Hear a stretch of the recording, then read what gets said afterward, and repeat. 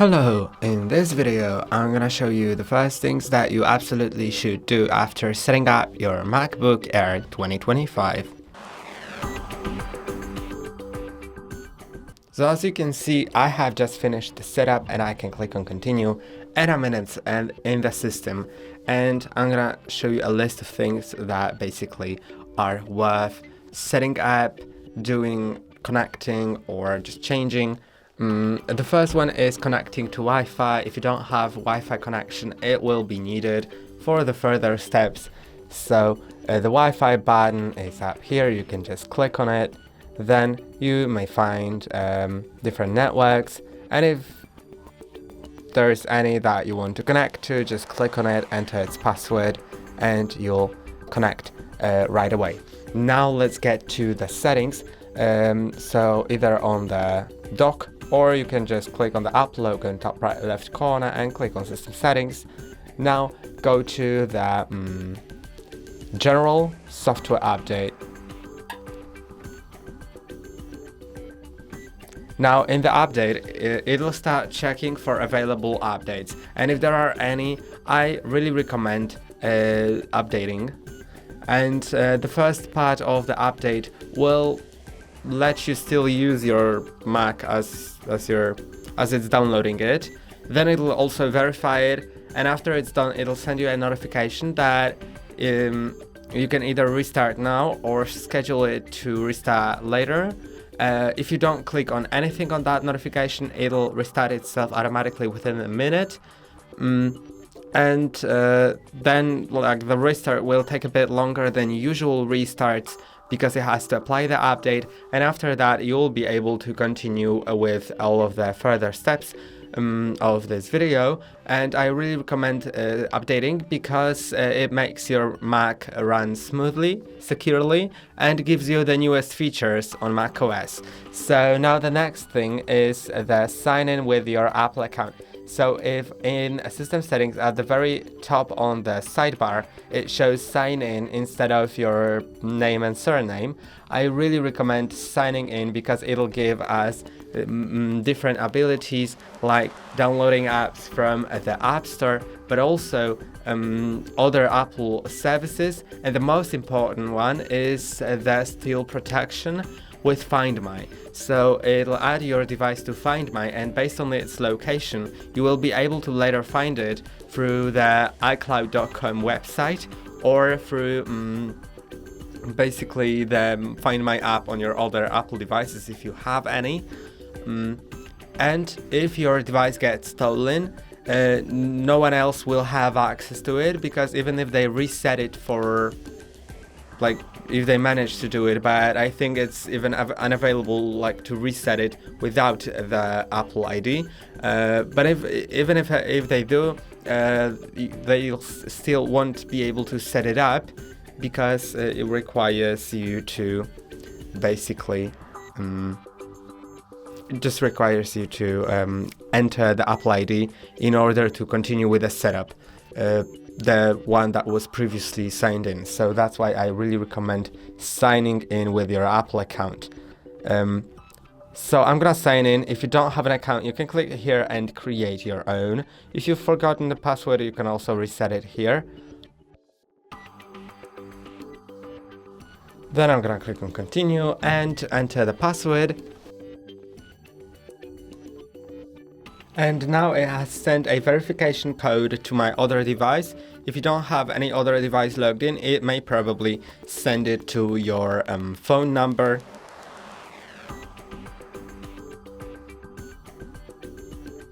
And now as you can see, I am logged in. Let's just wait until it finishes it. Then I'm asked to enter my Mac password right now. Sometimes it asks it, not always. And now I'm gonna allow the Find My Mac to use location of this Mac. So if it gets lost or stolen, I can still find it in the Find My at iCloud.com or in the Find My app. Let's allow, enter my Mac password, click on enter. and you can see I'm all signed in. So since we can continue with the further steps, with a further step, which is also pretty important. It's gonna be the Touch ID and password. So you probably already have the login password for the user, because it is mandatory to have a password for the main user on a Mac, and that's pretty great because you don't really want other people to have access to your administrator account. You can of course change it if you want, but make sure to remember it, because in case you forget it, it's gonna be pretty hard to restore it later. Now I'm gonna add a fingerprint. If you haven't done that yet, that's gonna be pretty convenient because you can use it to unlock your Mac, to use Apple Pay on different websites online, for purchases in the App Store and Apple Books and iTunes, also for autofilling passwords and for fast user switching. So like when you're on the lock screen, you can just let other user that has different Touch ID set, tap on the Touch ID sensor and it'll switch to that user quickly. So let's add a fingerprint. First I need to enter my Mac password. Then I need to place my finger on the fingerprint sensor, which is on the power button in the top right corner of the keyboard. Right here. You need to tap it, then lift it and repeat that multiple times. It'll show you the progress on the screen, and you just need to repeat that until it's done.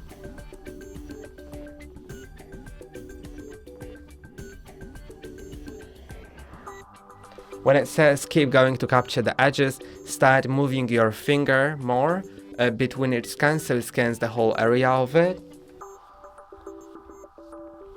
Then I'm gonna click on done, and my Touch ID is set. You can add another fingerprint of course, in case you want. And let's go with the further step, which is Apple Pay.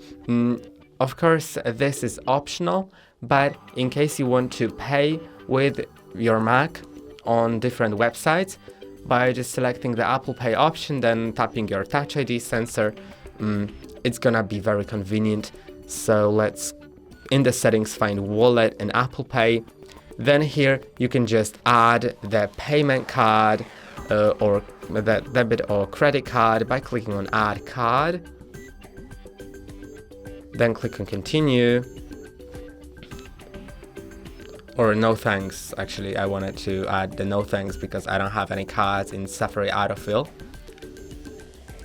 So I'm gonna click on Escape, click on Add Card. Okay, let's click on Add Card.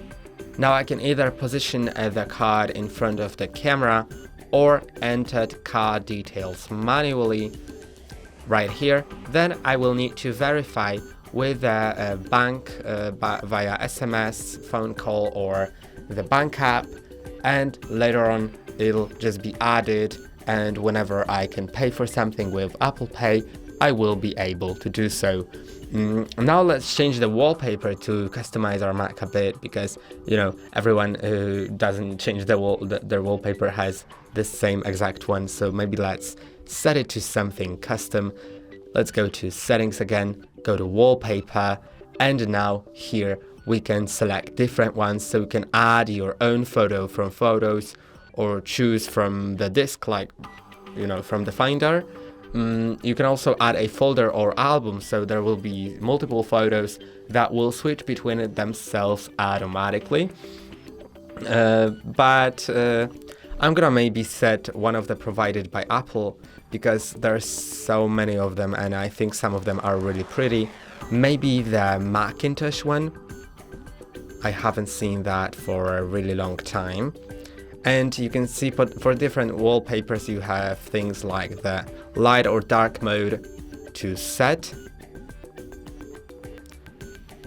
the color as well for the Macintosh wallpaper, so you can set it to something random, accent, so it'll be just based on my accent color, green, yellow, orange, maybe let's set it to light.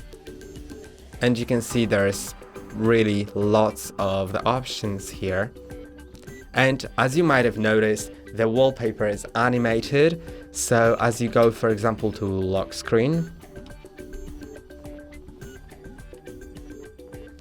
then it starts being animated, and it just continues with it until you unlock. When you unlock, it slows down and stops itself eventually. Now, since we have that set, let's maybe customize something else. So in the settings, you can also go to the screensaver, and in screensaver you can set something different than the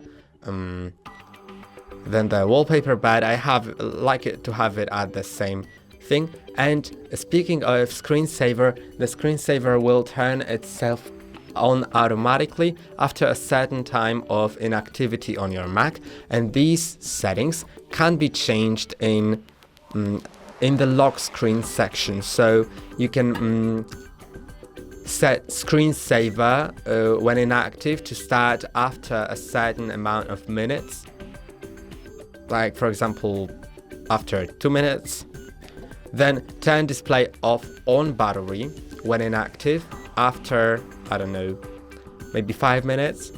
Turn display off on power adapter when inactive after, maybe let's set it to 30 minutes. But these settings are all up to you, of course. Then if you want to require password after screensaver begins after 5 minutes, or maybe after 5 seconds, or immediately, I'm gonna set it to immediately. Then I need to actually enter my password to confirm that setting. Now there are also things like the show large clock on lock screen, on screensaver and lock screen, or never. Some password hints, show message when locked, and you can set it up so there will be a message on the lock screen. So someone can see your contact info, for example, if they have found your Mac. Now let's get to the next thing, which is also gonna be pretty important. And I really like changing it from the beginning of using the Mac. Whenever I get my new Mac, I go to desktop and dock and change the size of the dock. It's all up to you. You can leave it that large, but I personally like to keep it at around here so it doesn't take too much space. And I really like turning on the magnification. It gives it a kind of vintage look of that, because that was enabled by default on all the Mac OS versions, so I really like keeping that. I'm just used to it. I have been using it my whole life like that. Then you can also change different settings like the position on the screen, but I keep it on the bottom always. Then the minimizing windows, different effects and stuff. I just leave all the rest of the settings like that. And also I remove some of the apps from the dock. Some of the apps that I just don't need, like the contacts. I can just slide it up and release. But TV, also I don't use it. Freeform, I use it sometimes, so I'm gonna leave it. But reminders, honestly, I don't use them. But if you do, you can leave them, of course. Then I think besides that, all of the apps that are here, I use them on a daily basis. But of course, you can remove basically everything besides the Finder. And if you remove the Launchpad, by the way, I know people that have, if you remove it, then if you want to bring it back, you need to go to the Finder, then go to Applications, find Launchpad here, and just drag it to the dock. So that's pretty, I think, drag, or maybe right click. No, you need to drag probably. Just don't remember. Yeah. So this is important because I know people that have removed it and don't know how to bring it back. But of course, without it, you can still open the Launchpad by using a gesture with 4 fingers, just pinching in like that, or pinch out to go back to the desktop, or pinch out again, not that, to show the desktop like fully. So this is very convenient. But let's get maybe to something more important.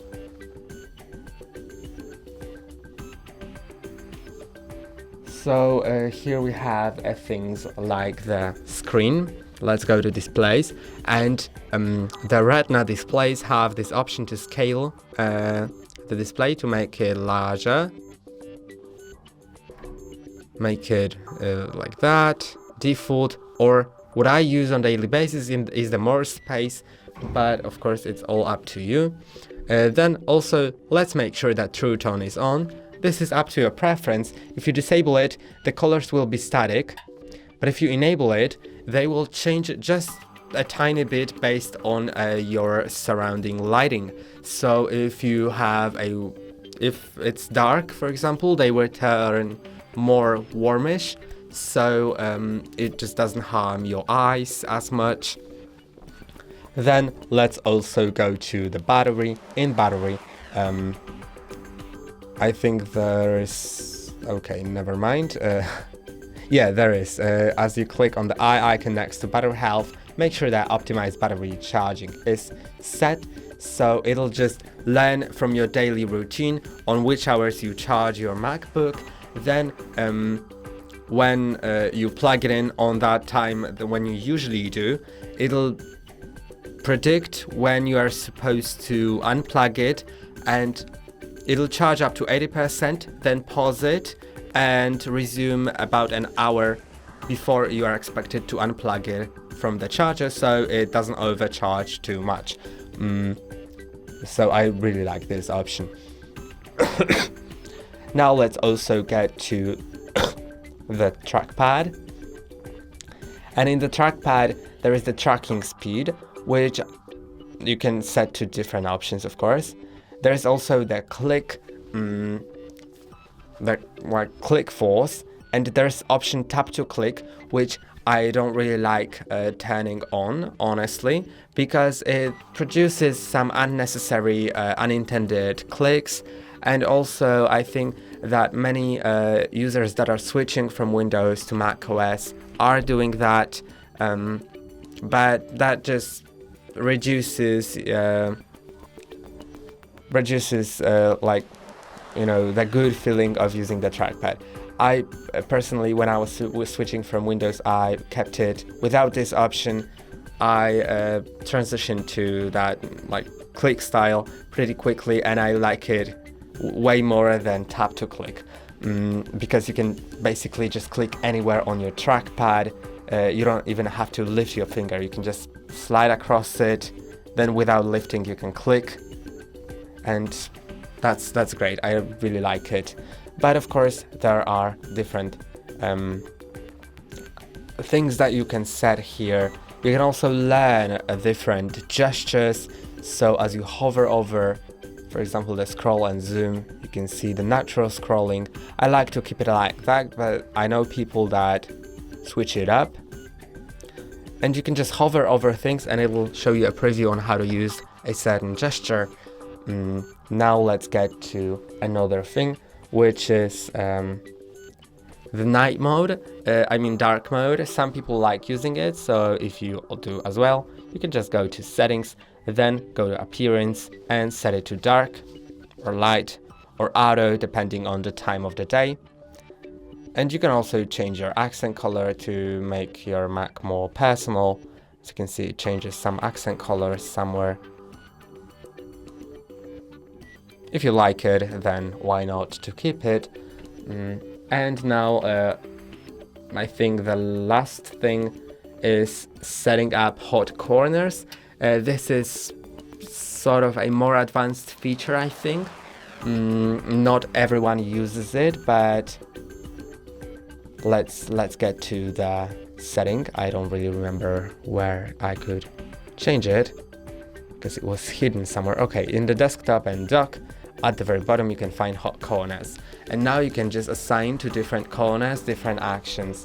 For example, to the bottom left corner I can assign the launch pad, and now as I click on done, as I just slide my mouse to the top to the bottom left corner, it opens launch pad. As I slide it again, closes it. It's pretty convenient. And actually it wasn't the last thing that I wanted to show you, because there is the control center thing, which has multiple settings, and what I like enabling is, for example, the keyboard brightness, which I like having in the control center. I mean, the keyboard brightness adjusts itself based on the lighting, but sometimes I like to keep it down, keep it up, like depending on my preference. So when it's enabled to the control center, whenever I click on the control center button on the top, I can find the keyboard brightness and I can adjust it. Of course, now it's bright around me, so the keyboard backlight is off. But as I cover the brightness sensor, I can now change it, and I can't show you that, but it is really changing the keyboard brightness. And then there are other things that you can show, like the Siri. You can show it in the menu bar. The time machine, if you have it set up, I really recommend, by the way, but there is a video on our channel on how to back up your MacBook Air M4, so you can just watch it and that'll help you.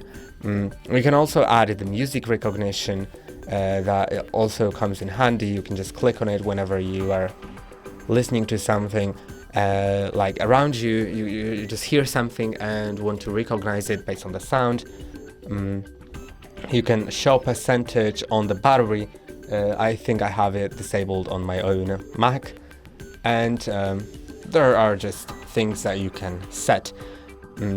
And let's go to the last thing, actually the last one, which is the Apple Intelligence and Siri. So as you can see here, you can enable the Siri. I'm gonna enable it because this is your, basically your digital assistant, which you can ask for things, and I think it does a pretty good job. But there's also the Apple Intelligence, which we need to enable, but I think that we can't right now. Maybe I'm gonna change the language of Siri to United States, and now I can download the Apple Intelligence. So in the United States version of Siri, you can see Apple Intelligence is now downloading, so it'll enhance the Siri way more. It's just AI that makes it much better. I'm gonna click on the ready for Apple Intelligence, then I'm gonna click on continue. Also, I'm gonna set up the Hi Siri option, which basically just without using your hands, you can say Hey Siri out loud and it'll open Siri. Of course, you can skip it, but I'm gonna click continue. Actually, it didn't ask me to, so never mind. But I think the Apple Intelligence is now enabled. It'll just continue downloading the Apple Intelligence support, but after a moment it'll be set. And as I, for example, double click on the microphone, I think, or not double click, but press and hold, I think. Yes, it opens the new type of Siri. That's pretty great, and also it has given me some new tools like the image playground, which lets me just generate images. And in iMessage, as I go to messages, I can generate the new Genmoji. So if you click on the emoji button, then you can click on create new emoji button, continue, and you can just describe a Genmoji. So like, for example, iced coffee, because there's no such emoji in the emoji section.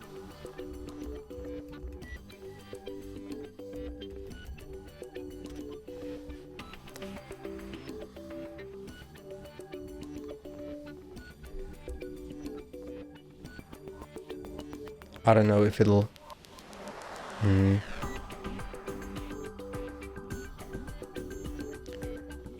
do that for some reason, but basically you can just generate the emojis this way, like tree with golden apples. Okay, yes, now it's generating, and you can just attach it to your actual message. That's all for today. Don't forget to like and subscribe. See you next time.